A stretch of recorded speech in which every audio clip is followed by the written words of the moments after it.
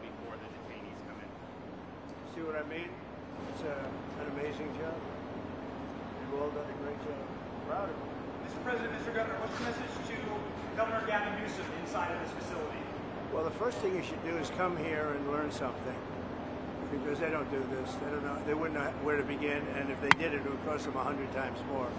So I would say he should call the governor and Christie, and I'm sure you could give him because his state is a disaster, and he doesn't do this. Well, they have the original Alcatraz, so you guys could approve him being able to set one of these up over there. I'm sure the secretary would be happy to do that and provide. My sense is he's probably not going to bite on that, but I don't know that they'd be able to come in at cost because they tried to do this high-speed rail. They spent like $150 billion, no tracks. We've got a privately funded rail in Florida from Miami to Orlando. It cost the taxpayers zero, and it's very successful. So it's just a much different approach between states. We're not going to let him get anywhere near Alcatraz. It'll cost 100 times more than they thought. Now, he ought to come here and study this because he could learn a lot. Yes? Tomorrow.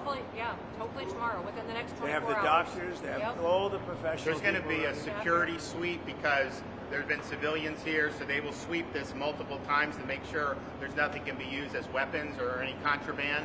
And then once that's cleared, then they'll do. So it's really up to Secretary. I know has got people in the queue, and so they'll be ready to receive. I think our viewers at home should know that this is an air-conditioned facility. Yes, so it is. If any of the news claims are keeping it out in the hot in South Florida, that is Air conditioning feels good in here, to be honest.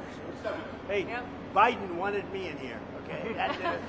He wanted me. It didn't work out that way, but he wanted me in here. What's your expectation of what this will do for the speed and Well, a lot of things, and they're both telling me that these people come in here, they want to go home. And they want to go home, so we immediately send them home, where it's appropriate. Now, if somebody's a real killer, we don't send them anywhere. We put them in a maximum security. Look, what we inherited from this guy, this incompetent man, and his administration, which wasn't incompetent, it was radical left, lunatic, communist, whatever you want to say. I know most of them. What we inherited should never, ever be forgotten. What they've made us do.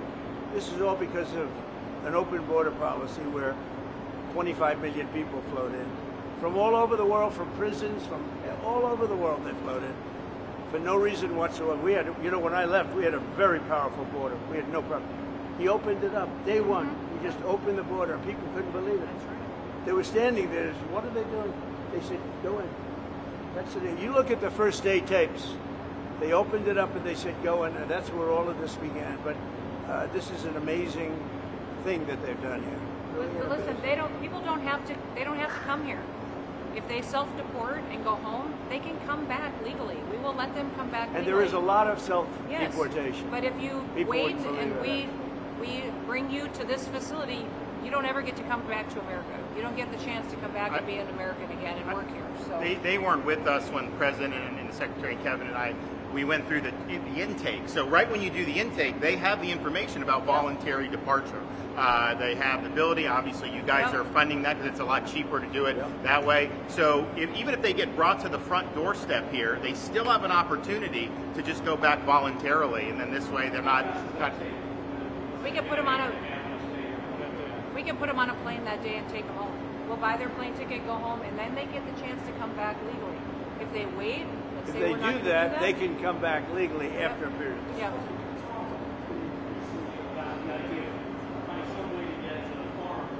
Yeah.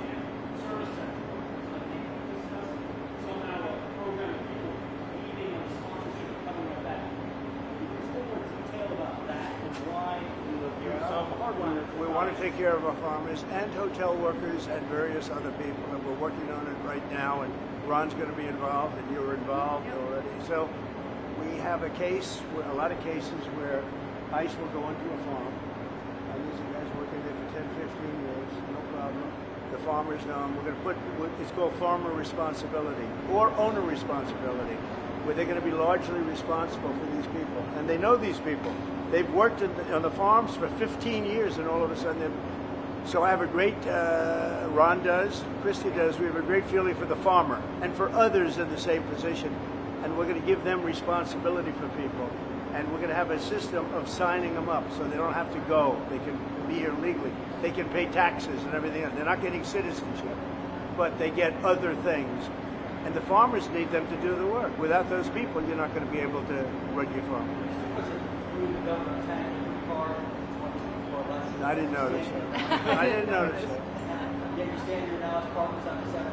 How would you describe the relationship and what future does I would say it's a 10. I think it's a 10. Maybe 9-9, because there might be a couple of little wounds. So maybe it's 9. I think we have a 10. We get along great.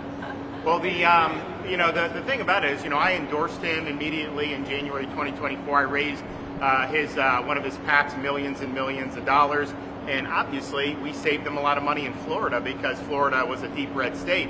He didn't even have to do a rally in Florida, whereas 2016 and 20, this was like ground zero. And so we've been, really happy to do that. And then we've worked very well on this and other issues with Florida. And you can call him at any time, and he wants to be helpful for governors. I mean, I can tell you that. We did Hurricane Helene last year. You didn't hear from the president at the time then, but with President Trump, we know immediately. You just make the phone call.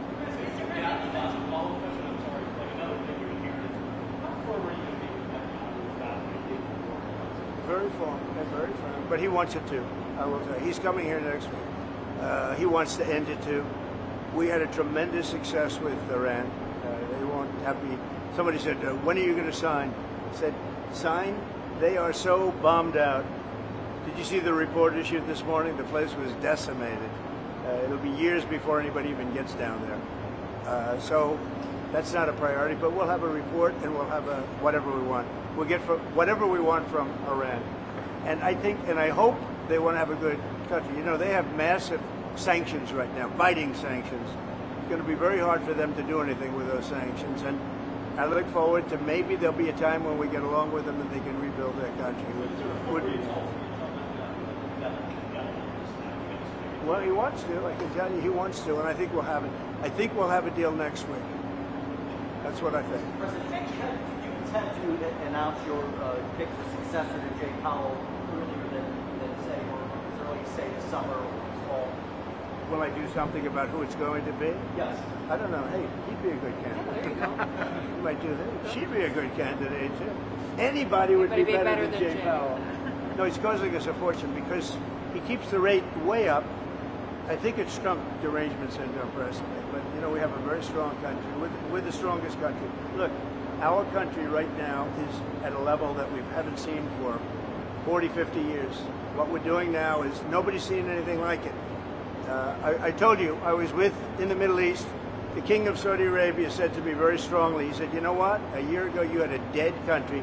Now you have the hottest country in the world." We do. We have the hottest country in the world. Thank you very much, everybody.